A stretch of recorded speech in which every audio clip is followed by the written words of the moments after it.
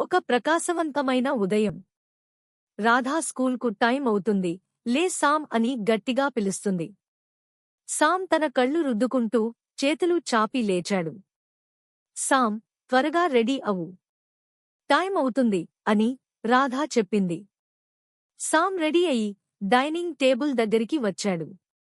అతని తండ్రి Krishna news paper చదువుతూ, అన్నీ సర్దుకున్నావా, సామ్ అని కృష్ణ అడిగాడు.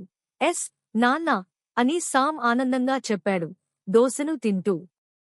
స్కూల్ బాగ్ తెచ్చుకో, టైం అవుతుంది అన్నాడు కృష్ణ.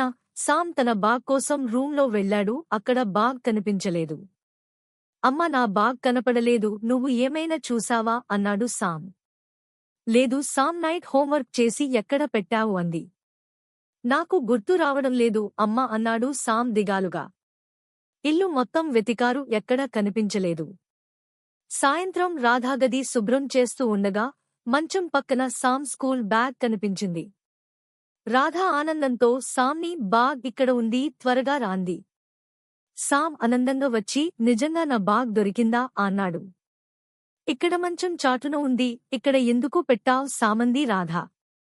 అప్పుడు సామ్ తల గోకుంటూ, సారీ అమ్మా, నేనే పెట్టాను, మర్చిపోయా అన్నాడు.